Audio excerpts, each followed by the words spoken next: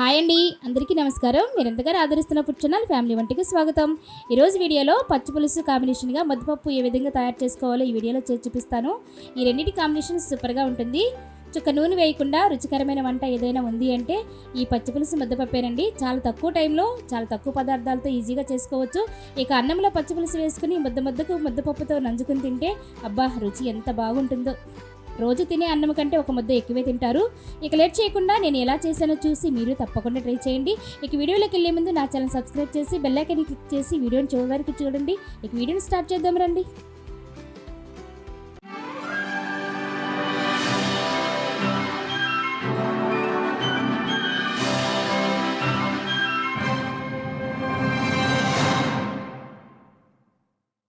ముద్దపప్పు కోసం కప్పున్నర కందిపప్పు తీసుకుంటున్నానండి.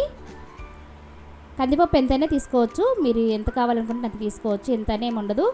ఇది 1-2 సార్లు శుభ్రంగా కడుక్కుని మంచి వాటర్తో నానబెట్టుకోవాలి. ఒక పావు గంట సేపు తొందరగా నానిపోవాలి అంటే వేడి వాటర్లో నానబెట్టుకుంటే తొందరగా నానిపోతుందండి.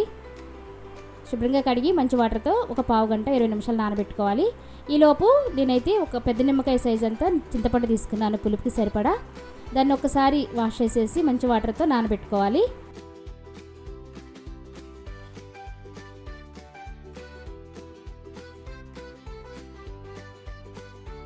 ఇప్పుడైతే పప్పు అయితే నానిపోయిందండి. నాకు ఒక 20 నిమిషాల పాటు నానబెట్టుకున్నాను. ఇప్పుడు నానబెట్టుకున్న ఈ కందిపప్పు అంతా కుక్కర్ తీసుకుని అందులోకి వేసేసి ఒక పావు టీ స్పూన్ కారం, ఒక చిటికెడు పసుపు వేసి ఒక్కసారి అటు ఇటు తిప్పేసి మూత పెట్టి ఒక 4 లేదా 5 విజిల్స్ వచ్చేంత వరకు ఉడికించుకోవాలి. పప్పు ఉడికించుకోవడానికి ఎక్కువ వాటర్ వేసుకోవాల్సిన లేదండి, కొద్దిగా ఒక కప్పున్నర వాటర్ అయితే సరిపోతుంది. ఇక్కడ పప్పు అయితే నాకు ఉడికిపోయిందండి. దాన్ని మీకు చూపిస్తున్నాను చూడండి, ఎంత బాగా ఉడికిపోయిందో చూడండి. పప్పు ముందుగా నానబెట్టుకుంటే ఈజీగా ఉడికిపోతుంది, ఎక్కడ కూడా పలుకు లేకుండా మెత్తగా ఉడుకుతుంది. ఇందులోనికి రుచికి సరిపడా సాల్ట్ వేసుకోవాలి. ఇప్పుడు పప్పు గుత్తితో మనం అటు ఇటు తిప్పుకుంటేనే చాలు, మెత్తగా అయిపోతుంది. ఎందుకంటే మనం పోసిన వాటర్ కరెక్ట్గా సరిపోయినాయి. లూజుగా ఉంటే అసలు బాగోదండి, ఇలా గట్టిగానే ఉండాలి. చూసారు కదా, ఇంత గట్టిగా ఉంటే ముద్దపప్పు చాలా బాగుంటుంది. లేదు లూజుగా ఉండాలంటే కొంచెం వేడి వాటర్ కలుపుకుంటే లూజ్ వచ్చేస్తుందండి. ఈ విధంగా ఉంటే సరిపోతుంది. ఇలా రెడీ అయిన ముద్దపప్పుని ఒక బౌల్ తీసుకుని అందులోకి వేసేసుకోవచ్చు. ముద్దపప్పు చాలా ఈజీగా చేసుకోవచ్చు అండి. ఈ అన్నంలో కూడా నెయ్యేసి తింటే చాలా బాగుంటుంది మామిడికాయ బద్దతో. అలానే సైడ్ డిష్ గా ఈ పచ్చిపులుసులోకి ఇంకా బాగుంటుంది. ఇక ముద్దపప్పుని పక్కన పెట్టుకుని పచ్చిపులుసు సంగతి చూస్తే, పచ్చిపులుసు కోసం ఇక్కడ నేను ఒక 6 నుంచి 7 ఎండుమిర్చి తీసుకున్నానండి. వాటిన్నింటినీ తొడాలు తీసేసుకుని మధ్యలోకి విడిచిపెట్టుకోవాలి, 2 ముక్కలుగా విడిచిపెట్టుకోవాలి.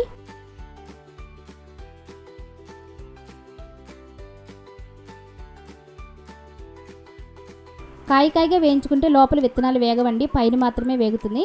అలాగని కొంచెం నిప్పుల మీద వేయించుకున్న వాళ్ళైతే కాయగా వేయించుకోవచ్చు. మనకు నిప్పులు దొరకవు కాబట్టి ఇలా 2 ముక్కలుగా కట్ చేసుకుని వేయించుకోవాలి. అప్పుడు విత్తనాలు కూడా కరెక్ట్గా ఎగుతాయి. పచ్చిపులుసుకి ఎన్ని ఎండుమిర్చి పడతాయి అనేది లెక్కే ఉండదండి. స్పైసీకి తగ్గట్టుగా మీకు ఎన్ని కావాలని తీసుకోవచ్చు.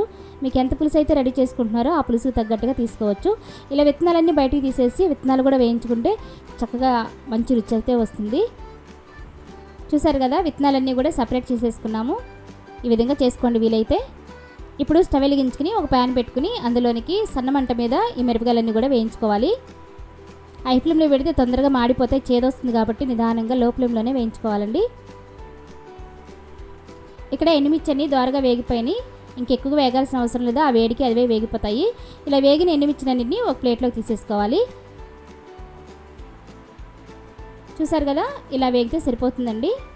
ఎండుమిర్చి చల్లారేలోపు ఒక చిన్న సైజు ఉల్లిపాయలు తీసుకుని సన్నగా ముక్కలుగా తరుక్కోవాలి.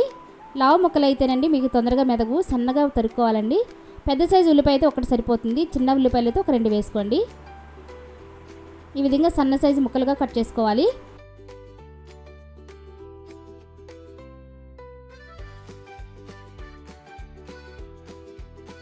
ఈ విధంగా సన్నగా ఉంటే సరిపోతుందండి, మరి లావు అయితే మెదిపించలేము తొందరగా. ఇక్కడ నేను పచ్చిపులుసు చేసుకోవడానికి ఒక మట్టి దాకా తీసుకున్నానండి. మీకు ఉంటే తీసుకోండి, లేదంటే వేరే గిన్నెలోనైనా వేసుకోవచ్చు. ఎండుమిర్చి అన్ని చక్కగా చల్లారిపోయి పొడైపోతున్నాయి చూడండి. ఈ మట్టి దాగులో పచ్చిపులుసు చాలా రుచిగా ఉంటుంది. ఇప్పుడు రుచికి సరిపడా రాళ్ళుప్పు వేసుకోవాలి. సాల్ట్ వాడితే తొందరగా అవి మెదుకుదండి, అందుకని రాళ్ళుప్పు వాడాలి. అలానే పచ్చి కరివేపాకు వేసుకోవాలి కొద్దిగా. దీనిలోనికి వేయించిన 1 టీ స్పూన్ జీలకర్ర కూడా వేసుకోవాలి, రుచి చాలా బాగుంటుంది. ఇప్పుడు వీటన్నిటిని కూడా చేత్తో బాగా నలపాలండి. చేయి కొద్దిగా మంటగా ఉన్నా సరే నలపక తప్పదు, ఎందుకంటే ఇలా మిక్సీలో వేస్తే అసలు బాగోదు. ఇలా చేత్తోనే చేసుకోవాలి పచ్చిపులుసు ఎప్పుడు కూడా, అప్పుడే పచ్చిపులుసు అసలైన రుచి వస్తుంది. ఏమి వేయకుండా ఇలా పొడిగా ఉన్నప్పుడే ఎండుమిర్చి ఈ రాళ్ళుప్పుతో మొత్తం మెత్తగా నలుపుకోవాలి.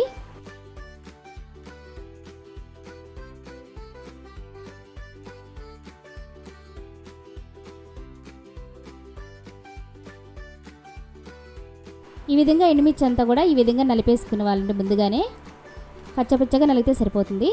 ఇప్పుడు ఇందులోనికి ముందుగా కట్ చేసుకున్న ఉల్లిపాయ ముక్కలు ఉన్నాయి కదా, అవి కూడా వేసేసుకోవాలి. ఉల్లిపాయ ముక్కలు ముందే వేస్తే కనుక ఎండుమిర్చి అసలు నలగదండి, ఎందుకంటే మెత్తగా అయిపోయి తొక్కలు తొక్కలుగా పైకి తేలుతాయి. కాబట్టి ఈ విధంగా అది నలిగిన తర్వాత ఈ ఉల్లిపాయల ముక్కలు వేసుకుని బాగా మెదుపుకోవాలి. చేత్తో బాగా నలుపుకోవాలి.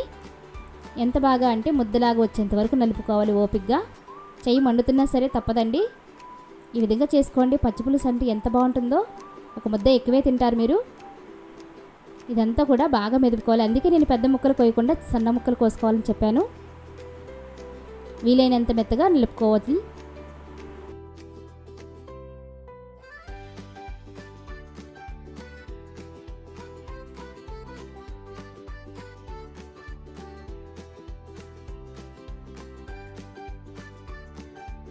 చూసారు కదా, ఈ విధంగా బాగా నలుపుకోవాలండి ఉల్లిపాయని.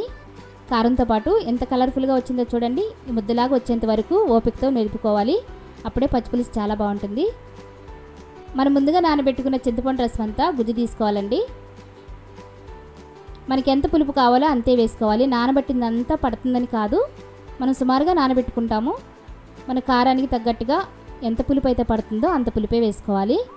ఈ విధంగా గుజ్జంతా కూడా తీసుకోవాలి.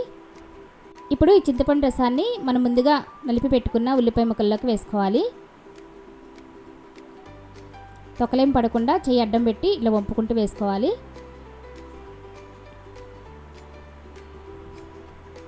ఇంకా నేను పిండిన దానిలో ఇంకొంచెం గుజ్జు ఉందండి, కావాలంటే అప్పుడు వేసుకోవచ్చు పులుపుకు సాలకపోతే. ఇప్పుడు ఒకసారి దీన్నంతా ఒకసారి కలిపేసి తగినన్ని వాటర్ వేసుకోవాలి.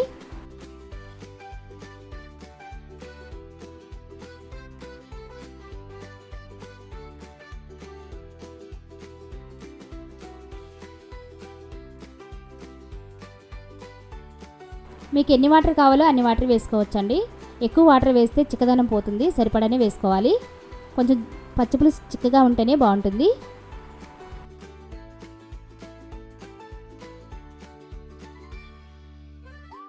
ఇలా తగినన్ని వాటర్ వేసుకుని ఒకసారి ఉప్పు చెక్ చేసుకోవాలి. ఉప్పు పులుపు ఏది సరిపోకపోతే అది వేసుకోవాలండి. నాకైతే ఉప్పు పులుపు చక్కగా సరిపోయినాయని నేనేం వేయటం లేదు. ఇప్పుడు ఒక పెద్ద సైజు ఉల్లిపాయని ఇలా పెద్ద ముక్కలుగా కట్ చేసుకుని వేసుకోవాలి. ఫైనల్లో ముందు ఉల్లిపాయలు వేసాం కదా, ఇప్పుడు ఎందుకు వేస్తున్నారంటే మనం తినేటప్పుడు ఇవి తగులుతూ ఉంటే భలే రుచిగా ఉంటుంది. మీకు ఇష్టం లేకపోతే ఇవి వేసుకోకపోయినా పర్వాలేదు, కానీ వేస్తే ఎంత రుచిగా ఉంటుందో మీకే తెలుస్తుంది. తిని చూడండి ఒకసారి.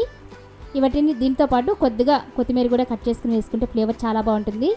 వీటన్నిటిని ఒక్కసారి కలిపితే సరిపోతుందండి, ఇంకేం పిసుకోవసరం లేదు. వీటన్నిటిని ఒక్కసారి గరిటతో తిప్పేసుకుంటే సరిపోతుంది. ఒక్కసారి కలిసేలా కలుపుకోవాలి. ఎందుకంటే నేను తీసుకునేది కొత్త ఎండుమిర్చి కాబట్టి కొంచెం కలర్ఫుల్గా ఉన్నాయండి. కారం కూడా ఎక్కువగానే ఉంటుంది. అంతేనండి, చాలా సింపుల్గా పచ్చిపులుసు ముద్దపప్పు అయితే రెడీ అయిపోయింది. ఇంకా ఇలాంటి సింపుల్ టేస్టీ రెసిపీ కోసం మా ఛానల్ సబ్స్క్రైబ్ చేయండి. మీ ఇంట్లో కూడా తప్పకుండా ట్రై చేయండి. ఎలా వచ్చిందో కామెంట్లో చెప్పండి. మీకు నచ్చితే లైక్ చేసి మీ ఫ్రెండ్స్తో షేర్ చేయండి. మరిన్ని హోమ్ స్టైల్ వంటల కోసం మా ఛానల్ని తప్పకుండా చూడండి. మళ్ళీ మరో టేస్టీ రెసిపీతో మళ్ళీ కలుద్దాం. Thank you for watching.